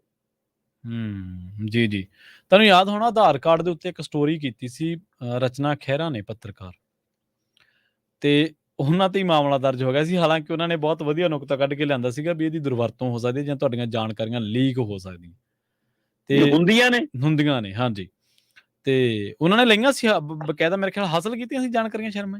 ਬਿਲਕੁਲ ਬਿਲਕੁਲ ਬਿਲਕੁਲ, ਸਾਰਾ ਕੁਝ ਕਢਾਇਆ ਜੀ। ਤੇ ਪਾਕਿਸਤਾਨ ਕ੍ਰਿਕਟ ਟੀਮ ਦੇ ਲਈ ਕਹਿੰਦੇ ਢੋਲ ਵਾਜੇ ਵਜਾਏ ਆ ਜੀ ਇੰਡੀਆ ਦੇ ਵਿੱਚ। ਨਹੀਂ, ਜੋ BCCI ਨੇ ਵਜਾਏ ਆ ਭਾਜੀ। ਠੀਕ ਹੈ ਜੀ। ਪ੍ਰਵੀਨ ਜੀ, ਭਾਰਤੀ ਕ੍ਰਿਕਟ ਟੀਮ ਔਰ ਪਾਕਿਸਤਾਨ ਕ੍ਰਿਕਟ ਟੀਮ ਦੇ ਵਿਚਾਲੇ ਵਰਲਡ ਕੱਪ ਦਾ ਮੈਚ ਹਮੇਸ਼ਾ ਐ ਰਿਹਾ ਕਿ ਜਿਵੇਂ ਫਾਈਨਲ ਮੈਚ ਹੋਵੇ, ਤੇ ਇਸ ਮੈਚ ਨੂੰ ਜਿੱਤਣ ਤੋਂ ਬਾਅਦ ਵੀ ਮਤਲਬ ਜੇ ਭਾਰਤ ਵਰਲਡ ਕੱਪ 'ਚ ਹਾਰ ਜਾਂਦਾ ਤਾਂ ਭਾਰਤ ਦੇ ਲੋਕ ਕਹਿੰਦੇ ਕੋਈ ਗੱਲ ਨਹੀਂ, ਵਰਲਡ ਕੱਪ ਤਾਂ ਉਦੋਂ ਹੀ ਜਿੱਤ ਲਿਆ। ਮਤਲਬ ਇਹੋ ਜਿਹਾ ਮਾਹੌਲ ਵੀ ਇੱਥੇ ਸਿਰਜਿਆ ਜਾਂਦਾ ਰਿਹਾ, ਜਦੋਂ ਕਿ ਖੇਡ ਹੁੰਦੀ ਹੈ ਉਹਨੂੰ ਖੇਡ ਭਾਵਨਾ ਨਾਲ ਹੀ ਲੈਣਾ ਚਾਹੀਦਾ। ਸਹੀ, ਬਿਲਕੁਲ ਸਹੀ। ਤੇ ਉਹ ਪਰ ਇਸ ਲਈ ਜ਼ਿਆਦਾ ਹੋ ਜਾਂਦਾ ਕਿ ਪਾਕਿਸਤਾਨ ਭਾਰਤ ਚੋਂ ਹੀ ਨਿਕਲਿਆ, ਇਸੇ ਤਰ੍ਹਾਂ ਬੰਗਲਾਦੇਸ਼ ਪਾਕਿਸਤਾਨ ਚੋਂ ਨਿਕਲਿਆ ਗਾ, ਤੇ ਉਹਨਾਂ ਦੇ ਆਪਸੀ ਮੁਕਾਬਲਿਆਂ ਤੇ ਫਿਰ ਬਹੁਤ ਨਜ਼ਰ ਰਹਿੰਦੀ ਇੱਕ ਦੂਸਰਿਆਂ ਦੀ। ਪਰ ਪਾਕਿਸਤਾਨ ਟੀਮ ਨੂੰ ਲੈ ਕੇ ਭਾਰਤ ਦੀ ਮੌਜੂਦਾ ਸੱਤਾਧਾਰੀ ਪਾਰਟੀ ਦੀਆਂ ਜਥੇਬੰਦੀਆਂ ਨਾਲ, ਸਹਿਯੋਗੀ ਜਥੇਬੰਦੀਆਂ ਦਾ ਜਿਹੋ ਜਿਹਾ ਰੁਖ ਪਿਛਲੇ ਸਮੇਂ ਤੋਂ ਰਿਹਾ, ਉਹਦਾ ਰੰਗ ਢੰਗ ਪੂਰੇ ਮੁਲਕ ਨੇ ਵੇਖਿਆ। ਕਿਉਂਕਿ ਪਾਕਿਸਤਾਨ ਟੀਮ ਭਾਰਤ ਆਊਗੀ, ਪਿੱਚ ਪੱਟ ਲਓ ਜੀ, ਇਹਨਾਂ ਦਾ ਵਿਰੋਧ ਕਰੋ ਜੀ, ਇਹਨਾਂ ਨੂੰ ਵੜਨ ਨਾ ਦਿਓ ਜੀ, ਹੈ ਨਾ ਜੀ, IPL ਨਹੀਂ ਖੇਡ ਸਕਦੇ ਜੀ, ਇਹ IPL 'ਚ ਬੈਨ ਨੇ, ਭਾਰਤੀ ਟੀਮ ਪਾਕਿਸਤਾਨ ਨਹੀਂ ਜਾਊਗੀ ਜੀ, ਪਾਕਿਸਤਾਨ ਦੀ ਟੀਮ ਭਾਰਤ ਖੇਡਣ ਨਹੀਂ ਆਊਗੀ ਜੀ। ਬੜਾ ਰੋਸ ਪ੍ਰਦਰਸ਼ਨ ਮੁਜ਼ਾਹਰਾ ਰਿਹਾ। ਤੇ ਹੁਣ ਕੀ ਬਦਲ ਗਿਆ ਜੀ ਅਚਾਨਕ? ਹੁਣ ਇਹਦੇ ਪਿੱਛੇ ਕੀ ਕਾਰਨ ਹੈ? ਭਾਰਤ ਦੇ ਵਿੱਚ 9 ਟੀਮਾਂ ਖੇਡਣ ਆਈਆਂ ਹੋਈਆਂ ਨੇ ਹੋਰ। ਠੀਕ ਹੈ ਜੀ। ਤੇ ਉਹਨਾਂ 9 ਟੀਮਾਂ 'ਚ ਪਾਕਿਸਤਾਨ ਵੀ ਇੱਕ ਟੀਮ ਹੈ। ਉਦਘਾਟਨੀ ਮੈਚ ਅਹਿਮਦਾਬਾਦ ਨਰਿੰਦਰ ਮੋਦੀ ਸਟੇਡੀਅਮ 'ਚ ਹੁੰਦਾ ਜੀ। ਕਿੰਨੇ ਕੁ ਢੋਲ ਵੱਜੇ ਸੀ ਜੀ ਉਦਣ, ਕਿੰਨੇ ਕੁ ਬੰਬ ਪਟਾਕੇ ਚੱਲੇ ਸੀ ਜੀ, ਕਿੰਨੇ ਕੁ ਗਾਣਾ ਵਜਾਣਾ ਹੋਇਆ ਸੀ ਜੀ, ਰਿਕਾਰਡ ਕੱਢ ਕੇ ਦੇਖ ਲਓ। ਉਸੇ ਅਹਿਮਦਾਬਾਦ ਨਰਿੰਦਰ ਮੋਦੀ ਦੇ ਨਾਂ ਦੇ ਸਟੇਡੀਅਮ ਦੇ ਵਿੱਚ ਜਦੋਂ ਪਾਕਿਸਤਾਨ ਟੀਮ ਨਾਲ ਮੈਚ ਹੋਣਾ ਜੀ, ਤਦ ਪਾਕਿਸਤਾਨ ਟੀਮ ਅਹਿਮਦਾਬਾਦ ਪਹੁੰਚਦੀ ਹੈ। ਠੀਕ ਹੈ ਜੀ। ਏਅਰਪੋਰਟ ਤੋਂ ਲੈ ਕੇ ਹੋਟਲ ਤੱਕ, ਹੋਟਲ ਤੋਂ ਲੈ ਕੇ ਸਟੇਡੀਅਮ ਤੱਕ, ਮੈਂ ਕਹਿੰਦਾ ਸਵਾਗਤ, ਫੁੱਲਾਂ ਦੀ ਵਰਖਾ, ਅੱਛਾ ਜੀ, ਭਗਵੇ ਰੰਗ ਦੇ ਪਰਨੇ ਉਹਨਾਂ ਦੇ ਗਲਾਂ 'ਚ, ਕੁੜੀਆਂ ਦੇ ਡਾਂਸ, ਗੀਤ ਮਹਿਫਲ, ਬਾਜਾ ਗਾਜਾ, ਗਾੜਾ, ਸਾਰਾ ਕੁਝ ਵਜਾਇਆ। ਬਾਕੀ 8 ਟੀਮਾਂ ਨੇ ਕਿਸੇ ਵੀ ਮੈਚ ਕਿਤੇ ਵੀ ਆਉਣ ਤੇ ਕਿਹਦੇ ਲਈ ਢੋਲ ਵੱਜਿਆ, ਕਿਹਦੇ ਲਈ ਗਾਣਾ ਗਾਇਆ, ਕਿਹਦੇ ਲਈ, ਇਹਦੇ ਪਿੱਛੇ ਕੋਈ ਮਨਸ਼ਾ ਖੜੀ ਹੈ ਜੀ। ਇਹ ਸ਼ੰਕੇ ਪੈਦਾ ਕਰਦੇ ਕਿ ਜਿਹੜੀ ਟੀਮ ਨੂੰ ਤੁਸੀਂ IPL ਖੇਡਣ ਚੋਂ ਵੀ ਰੋਕਦੇ ਹੋ, ਹਾਂਜੀ ਹਾਂਜੀ, ਜਿਹੜੇ ਖਿਡਾਰੀਆਂ ਨੂੰ ਸੋਸ਼ਲ ਮੀਡੀਆ ਤੇ ਤੁਸੀਂ ਭੰਡਣ 'ਚ ਪੂਰੇ ਜ਼ੋਰ ਲਾਇਆ, ਲਈ ਪਾਇਆ BCCI ਇੰਨੀ ਮਿਹਰਬਾਨੀ ਕਿਉਂ? ਸੋ ਉਹ ਕਈ ਵਾਰ ਜ਼ਿਆਦਾ ਮਿੱਠਾ ਪਾਇਆ ਵੀ ਖਰਾਬ ਕਰਦਾ, ਇਸ ਲਈ ਇਹ ਸ਼ੰਕੇ ਸ਼ੋਭੇ ਕਾਫੀ ਨੇ ਤੇ ਇਹਦੀ ਚਰਚਾ ਕਾਫੀ ਹੈ ਜੀ। ਅੱਛਾ, ਕਿ ਤੁਸੀਂ ਜਿਹੜਾ ਕੰਮ ਉਦਘਾਟਨੀ ਮੈਚ ਵੀ ਨਹੀਂ ਕੀਤਾ, ਹਾਂਜੀ, ਜਿਹੜਾ ਕੰਮ ਤੁਸੀਂ ਹੋਰ ਮੈਚਾਂ 'ਚ ਕਿਤੇ ਵੀ ਨਹੀਂ ਕਰ ਰਹੇ, ਉਹ ਅਹਿਮਦਾਬਾਦ 'ਚ ਨਰਿੰਦਰ ਮੋਦੀ ਸਟੇਡੀਅਮ 'ਚ ਪਾਕਿਸਤਾਨ ਦੀ ਟੀਮ ਨਾਲ ਇਹੋ ਜਿਹਾ ਆਓ ਭਗਤ ਕਿਉਂ? ਇਹਦੇ ਪਿੱਛੇ ਵੀ ਹੁਣ ਸ਼ੰਕੇ ਸ਼ੋਭੇ ਆ, ਚਰਚਾਵਾਂ ਕਾਫੀ। ਦੇਖੋ ਸਰਕਾਰ ਦੇ ਜਿਹੜੇ ਸਮਰਥਕ ਨੇ ਸ਼ਰਮਾ ਜੀ, ਉਹ ਇਹ ਕਹਿਣਗੇ ਵੀ ਸਰਕਾਰ ਜੇ ਕੋਈ ਗਲਤ ਕੰਮ ਕਰਦੀ ਹੈ ਤਾਂ ਤੁਸੀਂ ਆਲੋਚਨਾ ਕਰਨੀ, ਇਹ ਚੰਗੇ ਕੰਮ ਦੀ ਵੀ ਤੁਸੀਂ ਕਰ ਰਹੇ ਹੋ, ਪਰ ਆਲੋਚਨਾ ਨਹੀਂ। ਸਵਾਲ ਪੁੱਛਣਾ ਜੀ ਜੀ, ਆਲੋਚਨਾ ਨਹੀਂ, ਆਲੋਚਨਾ ਨਹੀਂ। ਜੇ ਤਾਂ ਜੇ ਰਵਾਇਤ ਸਾਰਿਆਂ ਲਈ ਹੁੰਦੀ, ਚੰਗੀ ਲੱਗਦੀ, ਬਿਲਕੁਲ ਬਿਲਕੁਲ ਬਿਲਕੁਲ ਜੀ, ਵਾਲੀ ਹੁੰਦੀ ਨਾ ਫਿਰ। ਸੋ ਉਹਨਾਂ ਸਾਰਿਆਂ ਲਈ ਕਿਉਂ ਨਹੀਂ? ਜੀ ਜੀ, ਮਤਲਬ ਪਹਿਲਾਂ ਵੀ ਤੁਸੀਂ ਪਾਕਿਸਤਾਨ ਨੂੰ ਬਖੇਰੇਵਾਂ ਕਰਦੇ ਹੋ। ਜੇ ਉਸ ਮੁਲਕ 'ਚ ਅੱਤਵਾਦ ਹੈ ਤਾਂ ਉੱਥੇ ਦੀ ਸਰਕਾਰ, ਉੱਥੇ ਦਾ ਸਿਸਟਮ, ਉੱਥੇ ਦੀ ਫੌਜ ਜ਼ਿੰਮੇਵਾਰ ਹੈ, ਤੇ ਉਸ ਨਾਲ ਭਾਰਤੀ ਫੌਜ ਨਜਿੱਠਣ ਦਾ ਦਮ ਰੱਖਦੀ ਹੈ। ਔਰ ਭਾਰਤ ਦੇ ਵਿਦੇਸ਼ ਮੰਤਰੀ ਬਤੌਰ ਉੱਥੋਂ ਦੇ ਮੰਤਰੀਆਂ ਨਾਲ, ਪ੍ਰਧਾਨ ਮੰਤਰੀ ਬਤੌਰ ਪ੍ਰਧਾਨ ਮੰਤਰੀ ਨਾਲ, ਮਤਲਬ ਸਾਡਾ ਪ੍ਰਧਾਨ ਮੰਤਰੀ ਕੇਕ ਖਾਇਆ ਵੇ ਜਾ ਕੇ। ਹਾਂਜੀ ਜੀ, ਬਿਲਕੁਲ ਬਿਲਕੁਲ। ਤੇ ਕਰਤਾਰਪੁਰ ਸਾਹਿਬ ਦਾ ਲਾਂਘਾ ਖੁੱਲਣ ਤੇ ਸਾਡਾ ਇੱਕ ਮੰਤਰੀ ਜੱਫੀ ਪਾ ਲਵੇ, ਫਿਰ ਬਵਾਲ ਹੈ ਜੀ। ਤੇ ਉਸੇ ਤਰ੍ਹਾਂ ਟੀਮ ਦੇ ਆਉਣ ਤੇ ਪਿੱਚ ਪੱਟਣੀ, ਉਹਨਾਂ ਦਾ ਵਿਰੋਧ ਕਰਨਾ, ਉਹ ਇੱਕ ਖੇਡ ਭਾਵਨਾ ਤੋਂ ਉਲਟ ਸੀ। ਪਰ ਅੱਜ ਅਸੀਂ ਇਸ ਗੱਲ ਨੂੰ ਕਹਿੰਦੇ ਹਾਂ ਕਿ ਚੰਗੀ ਇਹ ਪਿਰਤ ਪਾ ਰਹੇ ਹੋ, ਜੇਕਰ ਇਹਦਾ ਸਵਾਗਤ ਕਰ ਰਹੇ ਹੋ ਜੀ, ਧੰਨਵਾਦ ਹੈ। ਪਰ ਇਹ ਪਿਰਤ ਸਾਰੀਆਂ ਟੀਮਾਂ ਲਈ ਹੋਣੀ ਚਾਹੀਦੀ ਆ, ਔਰ ਖੇਡ ਲਈ ਹੋਣੀ ਚਾਹੀਦੀ ਹੈ। ਬਿਲਕੁਲ। ਸ਼ਰਮਾ ਜੀ, ਇਹਨਾਂ ਖਾਸ ਖਬਰਾਂ ਤੇ ਖਾਸ ਜਾਣਕਾਰੀਆਂ ਦੇ ਲਈ ਤੁਹਾਡਾ ਬਹੁਤ ਬਹੁਤ ਧੰਨਵਾਦ ਜੀ। ਬਹੁਤ ਸ਼ੁਕਰੀਆ ਜੀ। ਪ੍ਰੋਗਰਾਮ ਖਬਰ ਤੇ ਨਜ਼ਰ ਨੂੰ ਆਪਾਂ ਇੱਥੇ ਹੀ ਸਮਾਪਤ ਕਰਾਂਗੇ। ਪੰਜਾਬੀ ਰੇਡੀਓ USA ਤੇ ਪ੍ਰੋਗਰਾਮਾਂ ਦਾ ਸਿਲਸਿਲਾ ਲਗਾਤਾਰ ਜਾਰੀ ਹੈ। ਤੁਸੀਂ ਜੁੜੇ ਰਹੋ ਪੰਜਾਬੀ ਰੇਡੀਓ USA ਦੇ ਨਾਲ। ਤੇ ਆਖਿਰ ਦੇ ਵਿੱਚ ਇੱਕ ਵਾਰ ਫਿਰ ਤੋਂ ਤੁਹਾਨੂੰ ਸਭ ਨੂੰ ਪਿਆਰ ਸਤਿਕਾਰ ਸਹਿਤ ਸਤਿ ਸ਼੍ਰੀ ਅਕਾਲ।